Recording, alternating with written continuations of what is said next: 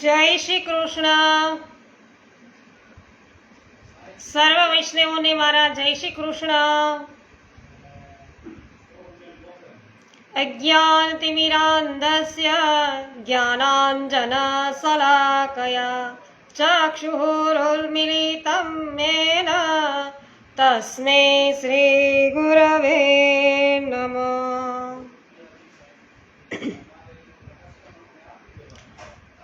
श्याम सुंदर श्री यमुने महारानी की जय. श्री वल्लभाधीश की जय. कुशाई जी परम दयाल की जय. સરસ પવનભાઈ સખિયા સર્વપ્રથમ વૈષ્ણવ છે જે યમુનાજી છે એમના 41 પદોના રસપાનમાં ઉપસ્થિત થઈ ચૂક્યા છે. સ્વાગત છે એમનું. જય શ્રી કૃષ્ણ. રંજનબેન લુણાગરિયા સ્વાગત છે આપનું. જય શ્રી કૃષ્ણ. હેમાબેન જય શ્રી કૃષ્ણ સ્વાગત છે. કૃષ્ણાબેન જય શ્રી કૃષ્ણ સ્વાગત છે. શીતલબેન સેજાણી જય શ્રી કૃષ્ણ સ્વાગત છે આપનું.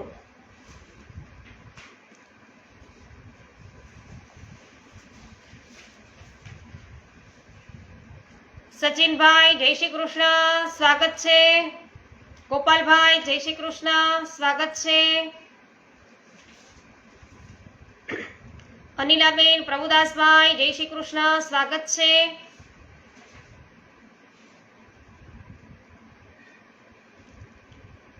પ્રભુદાસભાઈ તમે અહીંયા જુનાગઢ આવેલા હતા અને અમને મળ્યા નહીં. રેખાબેન જય શ્રી કૃષ્ણ સ્વાગત છે.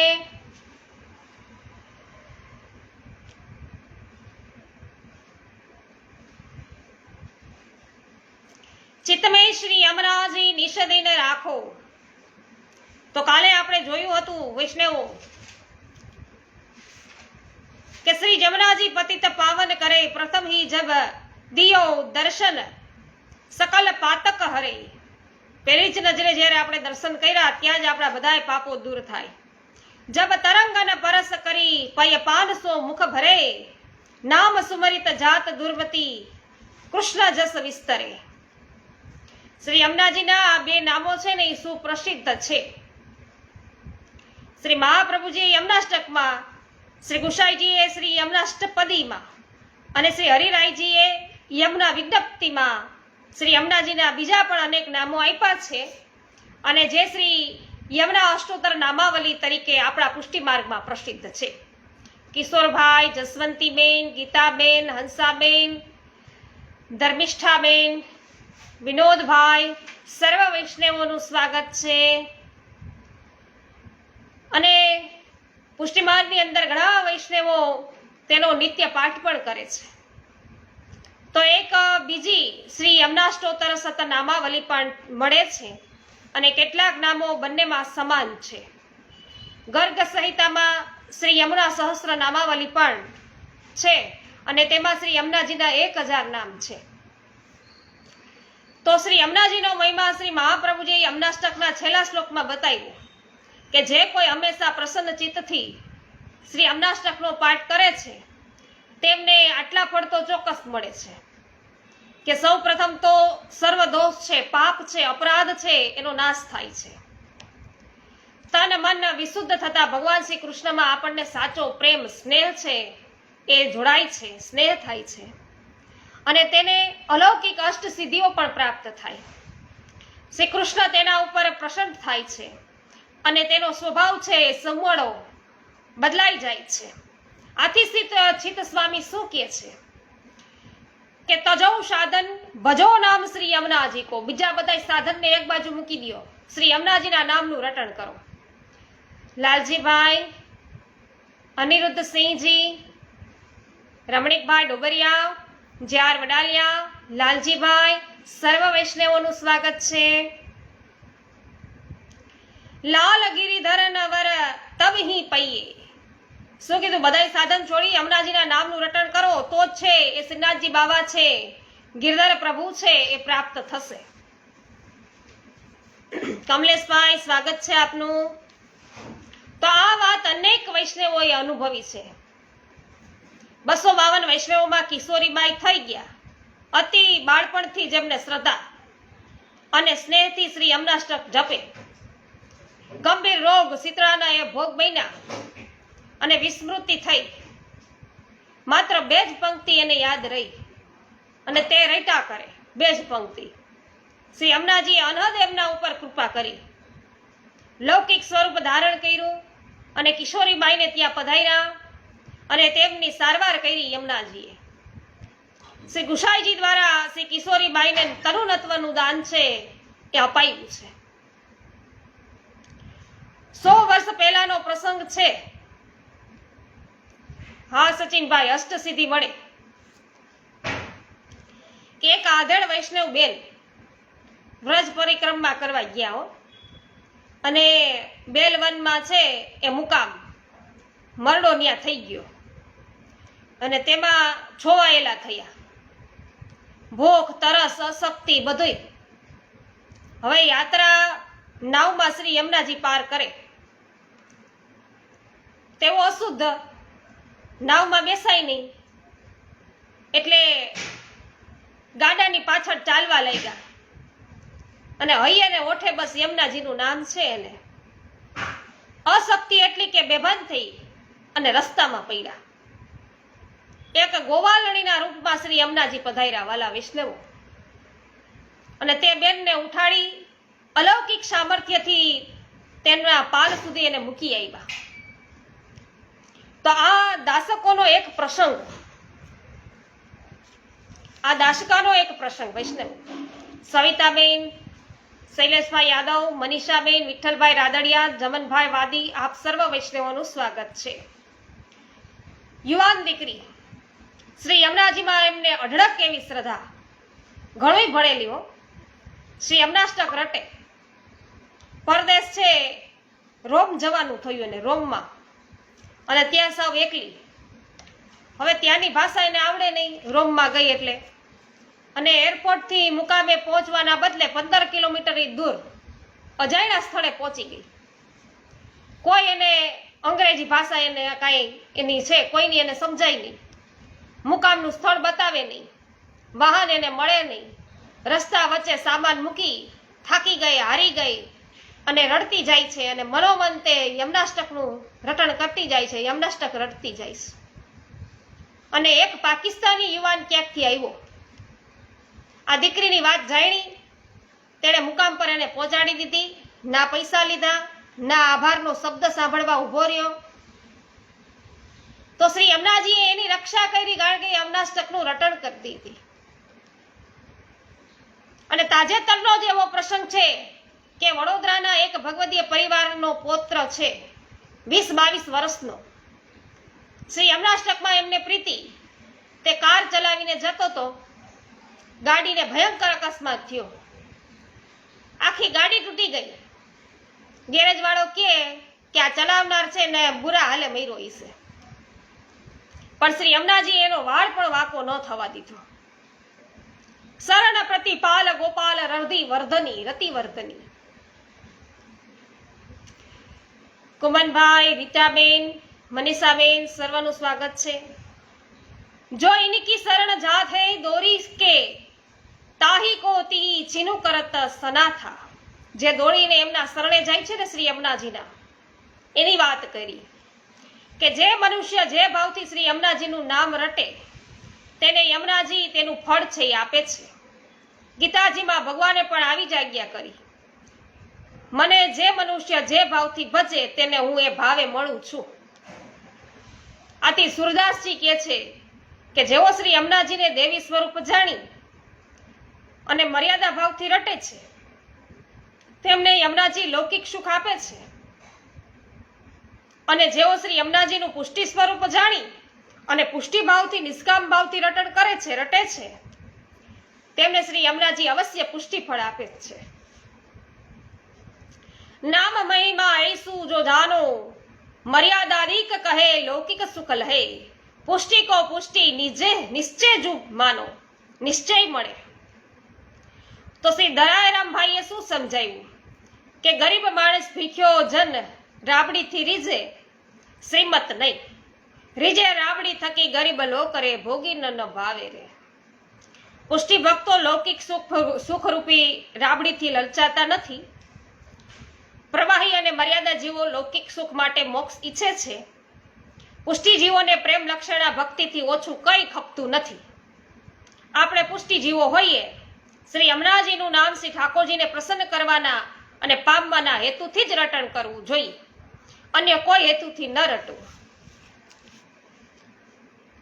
પછી આવે છે કે નેહ કારણ જમુના પ્રથમ આઈ, એમની પ્રાકટ્ય લીલા કે જેમ શ્રી ઠાકોરજી ભગવત સ્વરૂપ છે તેમ શ્રી રાધાજી, શ્રી યમુનાજી વગેરે સ્વામીની જીવો પણ ભગવત સ્વરૂપ છે.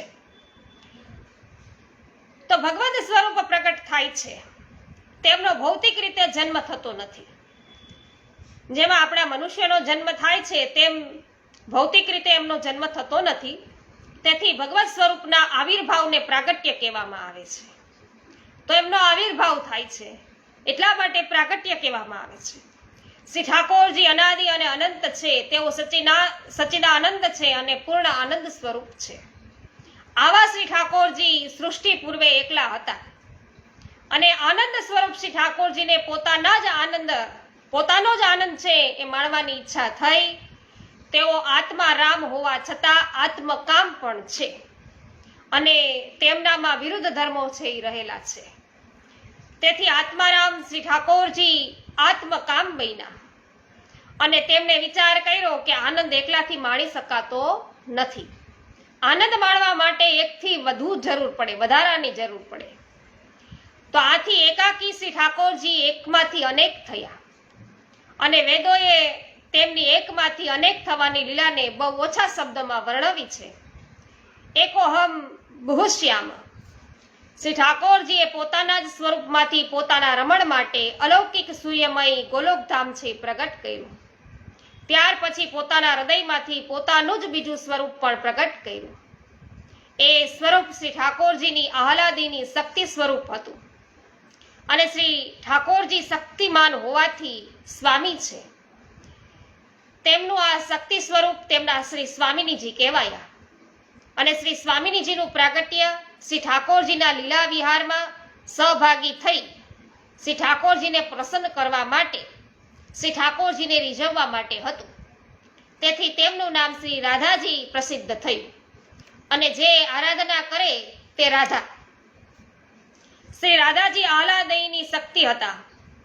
તેથી તેમણે શ્રી ઠાકોરજીને વિનંતી કરી કે મહારાજ, આપની સેવા માટે હું પ્રગટ તો થઈ, પણ રસ આનંદ ત્યારે જ પ્રગટ થાય જ્યારે એને અનુરૂપ એવા સ્થળ અને વાતાવરણ હોય. આ સુંદર ગોલોકધામમાં લીલા વિહારને અનુરૂપ સ્થળો નથી અને પરિકર પણ નથી. આપણે બંને એકલા છીએ એટલે આનંદ કેવી રીતે પ્રગટ થાય, રસ કેવી રીતે પ્રગટ થાય? શ્રી ઠાકોરજીએ આજ્ઞા કરી કે તમારી વાત સાચી છે, તમારો મનોરથ છે જરૂર પૂરો થશે.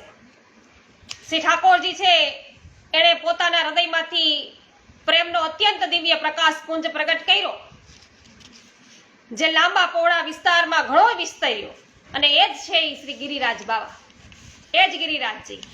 અને ગિરિરાજજીની 94 વન અને 24 ઉપવન પ્રગટ થયા અને 6 ઋતુઓ એક સાથે દિવસ રાતના જુદા જુદા ભાગમાં આ યુગલ સ્વરૂપની સેવા કરવા માટે પ્રગટ થઈ. શ્રી ઠાકોરજીએ પોતાના એ જ અલૌકિક હૃદય પ્રદેશમાંથી પોતાનું બીજું સ્વરૂપ પ્રગટ કર્યું. એ આહલાદ આનંદ માટે પણ કૃપા અતિશય જરૂરી હોય છે અને કૃપા શક્તિ છે વૈષ્ણવ. તો શ્રી ઠાકોરજીની જેમ અલૌકિક આહલાદયની શક્તિ તેમ શ્રી ઠાકોરજીની બીજી કૃપા શક્તિ પણ છે. આ બંને શક્તિઓ મુખ્ય છે. આહલાદયની શક્તિનું પ્રાગટ્ય શ્રી રાધાજી સ્વરૂપે થયું, તેમ કૃપા શક્તિનું પ્રાગટ્ય છે એ શ્રી યમુનાજી સ્વરૂપે થયું. શું રાધાજી છે એ કયા સ્વરૂપે છે? આહલાદયની શક્તિ સ્વરૂપા. અને કૃપા શક્તિ છે એને પ્રાગટ્ય શ્રી યમુનાજી છે. તો આમ શ્રી ઠાકોરજીના નિત્ય લીલા રૂપી ગોલોકધામમાં શ્રી યમુનાજીનું પ્રાગટ્ય થયું. ગોલોકધામમાં શ્રી ગિરિરાજજી પ્રગટ થયા. તેઓ પર્વત સ્વરૂપે બિરાજ્યા. પરંતુ સરિતા વિના પર્વતની રમણીયતા અપૂર્ણ રહે છે. તેથી શ્રી ઠાકોરજીના લીલા વિહાર માટે અને શ્રી ઠાકોરજી તથા લીલા પરિકરના સુખદાન માટે શ્રી યમુનાજી અલૌકિક રસ સરિતા સ્વરૂપ બન્યા અને શ્રી ગિરિરાજજીની તળેટીમાં વહેવા લાગ્યા અને તેમના બંને કિનારે અનેક લીલા સ્થળો રચાયા. શ્રી ઠાકોરજી લીલા પરિકર સહિત શ્રી યમુનાજીના કિનારે રાસ વિલાસ કરવા લાગ્યા. તેઓ સ્થળ લીલા પછી શ્રમ નિવારણ માટે શ્રી યમુનાજીમાં જળ વિહાર કરવા લાગ્યા છે. આમ ગોલોકધામમાં શ્રી યમુનાજી, શ્રી સ્વામિનીજી અને સરિતા બંને સ્વરૂપે બિરાજ્યા છે. તો બાહ્ય રીતે બંને સ્વરૂપ અલગ હોવા છતાં વાસ્તવમાં કોઈ જ ભેદ નથી. કારણ કે જેમ શ્રી ઠાકોરજી રસઘન છે તેમ શ્રી યમુનાજી પણ રસઘન છે. ઘન સ્વરૂપે રહેલો રસ દ્રવે ત્યારે પ્રવાહી બને છે. સૂર્યકાંતભાઈ, જ્યોત્સનાબેન, રાજુભાઈ, ગિરીશભાઈ, મહેશભાઈ સર્વનું સ્વાગત છે.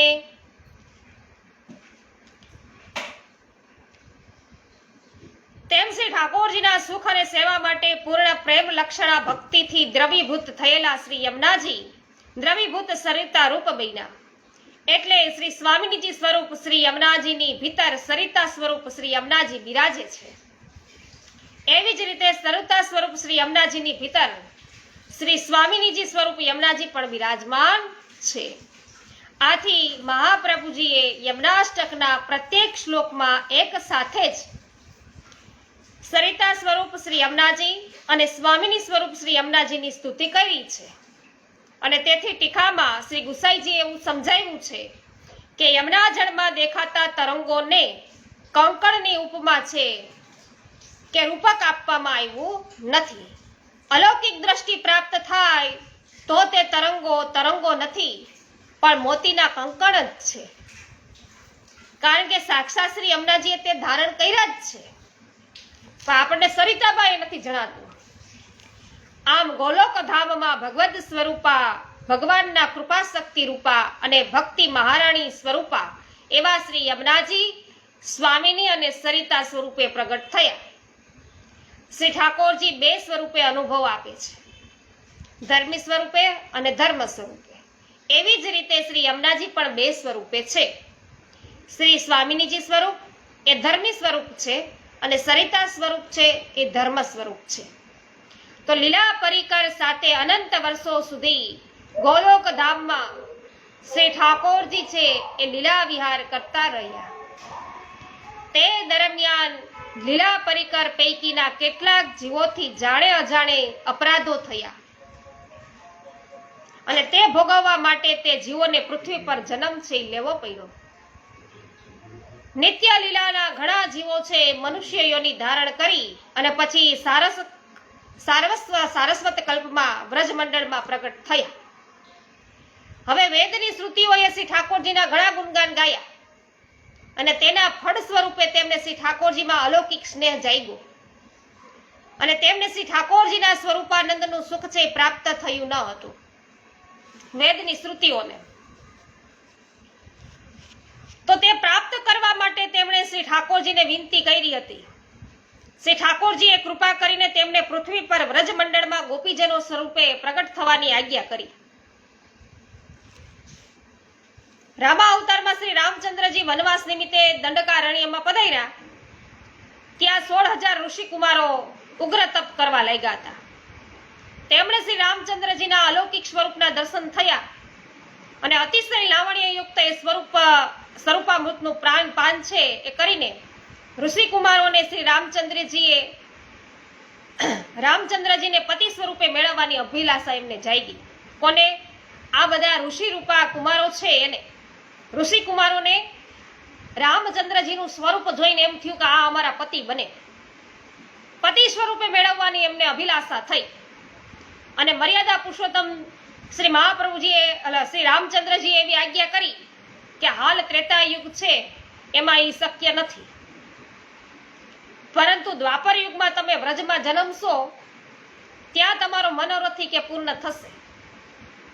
તો એ 16,000 ઋષિ કુમારો છે એ બંગાળમાં 16,000 કુમારિકાઓ રૂપે જૈનમાં, અને શ્રી નંદરાયજી તેમને વ્રજમાં લઈ આવ્યા, અને તેમને ત્યાં શ્રી ઠાકોરજીનું પ્રાગટ્ય થયું હોવાથી આ કુમારિકાઓએ શ્રી ઠાકોરજીની સેવા માટે એમને રાખી લીધા. આમ સારસ્વત કલ્પમાં જે દ્વાપર યુગમાં 3 પ્રકારે ભક્તો છે એ વ્રજમાં પ્રગટ થયા છે. એક તો નિત્ય લીલામાંથી વિકુટા પડેલા, આપણે આગળ જોયું એમ કાંઈક અપરાધ થઈ ગયા હતા, અને નિત્ય લીલામાંથી વિકુટા પડેલા નિત્ય સીધા, પછી શ્રુતિ રૂપા અને આ ઋષિ રૂપા. વેદની શ્રુતિની વાત આવી આગળ એ, અને છેલ્લે અત્યારે આ ઋષિ રૂપા. તો આ ભક્તોને આપેલું વચન પૂર્ણ કરવા માટે શ્રી ઠાકોરજીએ પૃથ્વી ઉપર વ્રજ મંડળમાં પધારવાનું નક્કી કર્યું. તેથી સમસ્ત ગોલોક ધામને વ્રજ મંડળમાં પ્રગટ થવાની આજ્ઞા કરી, અને તે આજ્ઞાને અનુસરીને શ્રી યમુનાજી છે એનું પણ પૃથ્વી ઉપર સ્વામિનીજી અને સરિતા સ્વરૂપે છે પ્રાગટ્ય થયું. શ્રી યમુનાજી શ્રી ઠાકોરજીનું જ ભગવત સ્વરૂપ હોવાથી ગમે ત્યાં પ્રગટ થતા નથી, મન પડે ત્યાં નથી થતા એમ. તેમના સ્વરૂપને અનુરૂપ સ્થળમાં અને વંશમાં પ્રગટ થાય છે. તો શ્રી યમુનાજીએ સરિતા સ્વરૂપે પ્રગટ થવા સર્વપ્રવર્તમાં પર્વતો હોય એમાં શ્રેષ્ઠ પર્વત કયો તો કે કલિંદ, એમને પસંદ કર્યો. અને ભારતની ઉત્તરે હિમાલયની વિશાળ ગિરિમાળા આવેલી છે, એમાં અનેક શિખરો છે, અને દરેક શિખર છે એનું અલગ અલગ નામ છે. તો હિમાલયનું આવું એક શિખર એ કલિંદ પર્વતના નામે પુરાણોમાં પ્રસિદ્ધ છે. સુધાદૈત બ્રહ્મવાદ મુજબ દરેક પદાર્થના 3 સ્વરૂપ છે. જગતમાં જળ દેખાતા પદાર્થો છે એનું પણ એક દિવ્ય આધિદૈવિક સ્વરૂપ છે. આ સિદ્ધાંત પ્રમાણે બધા પર્વતો દેવતા સ્વરૂપો છે, અને તેમાં કલિંદ પર્વત પણ ઉત્તમ દેવતાનું સ્વરૂપ છે. કલિંદ શબ્દનો અર્થ છે કલિયુગના દોષોનો નાશ કરનાર. તો કલિંદ પર્વત એક દિવ્ય અને પવિત્ર સ્થાન છે, જ્યાં તપ કરનારને તરત જ સિદ્ધિ મળે છે, અને તે હિમાલયમાં આવેલ છે. ગિરિમાળાઓમાં દૂર સુદૂર જ્યાં ભલભલા મનુષ્ય ન પહોંચી શકે ત્યાં કલિંદ પર્વત છે આવેલો છે. તો પુરાણ કથા પ્રમાણે તેનો સંબંધ છે એ દ્વાપર યુગમાં રામા અવતાર સાથે પણ છે. લંકા દહન કર્યા પછી હનુમાનજીનું સળગતું પૂંછડું છે એ સમુદ્રના જળમાં પણ ઓલવાયું નહીં, ત્યારે તેને ઠારવા માટે તેઓ આ કલિંદ પર્વત ઉપર ગયા હતા, અને ત્યાં આ પર્વતના બરફમાં એમનું પૂંછડું છે એ ઠર્યું, અને શરીરમાં છે એમને શીતળતા થઈ. તેથી કલિંદ પર્વત છે એને પુરાણોમાં બંદર પૂંછના નામથી પણ ઓળખવામાં આવે છે. તો આવા કલિંદ પર્વત પર સરિતા સ્વરૂપે ગોલોકધામમાંથી શ્રી યમુનાજી છે એ ચૈત્ર સુદ છઠના દિવસે પધાર્યા. શું કીધું? કલિંદ પર્વત પરથી સરિતા સ્વરૂપે ગોલોકધામમાંથી યમુનાજી આવ્યા છે, અને કલિંદ પર્વત પર પધાર્યા છે સર્વપ્રથમ. ક્યારે? તો કે ચૈત્ર સુદ છઠના દિવસે. અને તેથી આપણા સંપ્રદાયમાં ચૈત્ર સુદ છઠના દિવસને શ્રી યમુનાજીના પ્રાગટ્ય દિન તરીકે મનાવવામાં આવે છે. તો કલિંદ પર્વત પરથી શ્રી યમુનાજી આગળ વધતા મનુષ્યો મુશ્કેલીથી પહોંચી શકે એવા હિમાલયના નીચાણવાળા વિસ્તારમાં પધાર્યા, અને તે સ્થાન યમનોત્રીના નામથી પ્રસિદ્ધ છે. યાત્રિકો તથા શ્રી યમુનાજીની નજીક જઈ શકે છે, ત્યાં જઈ શકે છે યાત્રિકો, અને ત્યાંથી આગળ કલિંદ પર્વત તરફ જવું મુશ્કેલ છે. એટલે યમનોત્રીને શ્રી યમુનાજીનું ઉદ્ગમ સ્થાન છે એ કહેવામાં આવે છે. ત્યાંથી શ્રી યમુનાજી છે એ વિલાસમય ગતિ સાથે એક નવોઢા સ્વરૂપે પર્વતોમાંથી માર્ગ કરતા હિમાલયની તળેટીમાં પધાર્યા. એનું સુંદર એવું રમણીય વર્ણન શ્રી મહાપ્રભુજી યમનાષ્ટકના બીજા શ્લોકમાં કર્યું કે હિમાલય પ્રદેશમાંથી હરિયાણા રાજ્યમાં થઈ અને દિલ્હી પાસેથી શ્રી યમુનાજી શેરગઢ પધાર્યા, અને ત્યાંથી વ્રજમંડળમાં બિરાજ્યા છે. ત્યાંથી આગ્રા જઈ અને શ્રી યમુનાજી ગંગાજીને સ્નાન કરવા માટે તીર્થરાજ પ્રયાગ સુધી પધાર્યા, ને જ્યાં ગંગા દશમી જેઠ સુદ દસમના દિવસે ગંગાજી સાથે તેમનો સંગમ છે થયો. ચૈત્ર સુદ છઠથી લઈ અને જેઠ સુદ 10 સુધી શ્રી યમુનાજી પૃથ્વીને પાવન કરતા રહ્યા છે. તો શ્રી યમુનાજી તો શ્રી ઠાકોરજીના સ્વામિનીજી હોવાથી અલૌકિક પતિને છોડી અને લૌકિક પતિ સાથે દેહ અને મનનો સંબંધ બાંધે જ નહીં.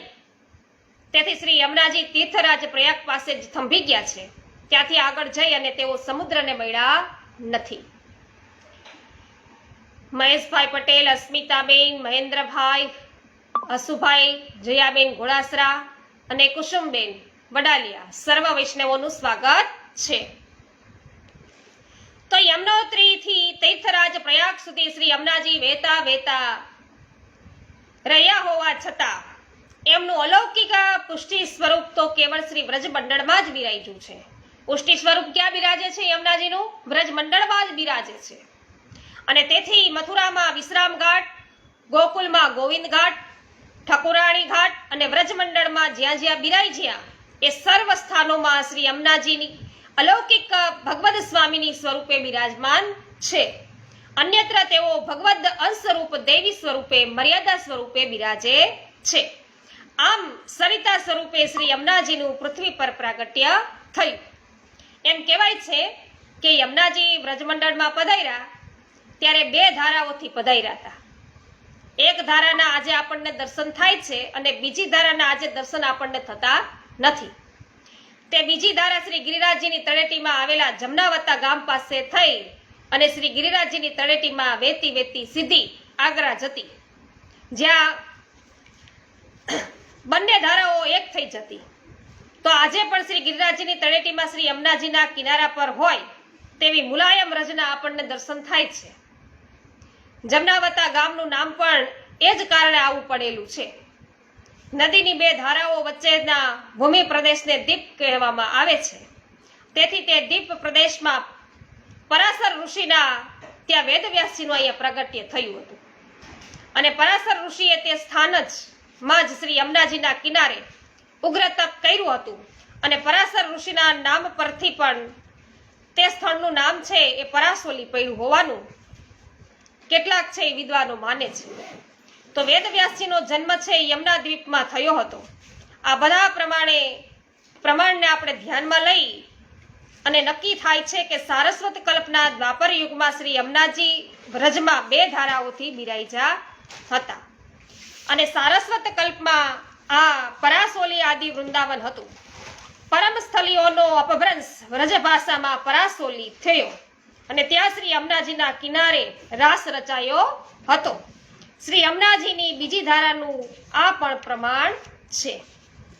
અને ઘણા ભગવદીઓને ભગવદ લીલાઓના જે અનુભવ થયા અને તેમણે ગાયા, તેમાં પણ શ્રી ગિરિરાજજીની તળેટીમાં શ્રી યમુનાજી છે એ સરિતા સ્વરૂપે બિરાજમાન હોવાના ઘણા બધા ઉલ્લેખો આપણને મળે છે, જે આ વાતની આપણને પુષ્ટિ કરાવે છે. હિતેશભાઈ, જ્યોતિબેન, ભક્તિબેન, દીપિકાબેન સર્વનું સ્વાગત છે. તો જેમ શ્રી ઠાકોરજી તે સમયે મથુરામાં અને ગોકુળમાં અલગ અલગ ધર્મ અને ધર્મી સ્વરૂપે પ્રગટ થયા, તેમ શ્રી યમુનાજી છે તેમના ધર્મી સ્વરૂપ અને સ્વામીની સ્વરૂપે જમનાવતા ગામમાં ભાનુગોપને ત્યાં પુત્રી રૂપે પ્રગટ છે એ થયા. ભાનુગોપને ત્યાં તેઓ પ્રગટ થયા. શ્રી રાધાજીના પિતા છે વૃષભાન ગોપ, એના બીજા 8 ભાઈઓ હતા. અને જેમ 9 નંદ હતા તેમ 9 ભાનુ પણ હતા. તો તેમાંના એક જ ભાનુ ગોપ હતા. અને તેમને ત્યાં ચૈત્ર સુદ છઠના દિવસે શ્રી યમુનાજી છે એનું સ્વામીની સ્વરૂપ છે એ પ્રાગટ્ય થયું હતું. અને તેથી તેઓ ભાનુ તનૈયા છે કહેવાયા. શ્રી ઠાકોરજી અલૌકિક રસાત્મક આધિદૈવિક સૂર્ય સ્વરૂપ છે. ગાયત્રીમાં તેમને તે સ્વરૂપે નિરૂપ્યા છે. અને એમના હૃદયમાંથી શ્રી યમુનાજીનું પ્રાગટ્ય થયું. અલૌકિક સ્વરૂપ શ્રી ઠાકોરજી હોવાથી શ્રી યમુનાજી માટે રવિ તનૈયા અથવા તો ભાનુ તનૈયા એવું નામ પણ પ્રગટ થયું. આમ સરિતા સ્વરૂપ અને સ્વામીની સ્વરૂપ શ્રી યમુનાજી પૃથ્વી ઉપર પ્રગટ થયા. અને એમની આ પ્રાકટ્ય લીલા અલૌકિક અને અદ્ભુત છે. વૈષ્ણવો, કાલે આપણે સ્વરૂપ લીલા જોઈશું. શ્યામ સંગ શ્યામ વય રહી શ્રી યમુને. તો સ્વરૂપ લીલા છે એમની આપણે આવતીકાલે વૈષ્ણવો જોઈશું. આજે આપણે વિરમીએ છીએ. પારુલબેન જગદીશભાઈનું સ્વાગત છે. શ્યામ સુંદર શ્રી યમુને મહારાણી કી જય. શ્રી વલ્લભાધીશ કી જય. શ્રી ગુસાઈજી પરમ દયાળ કી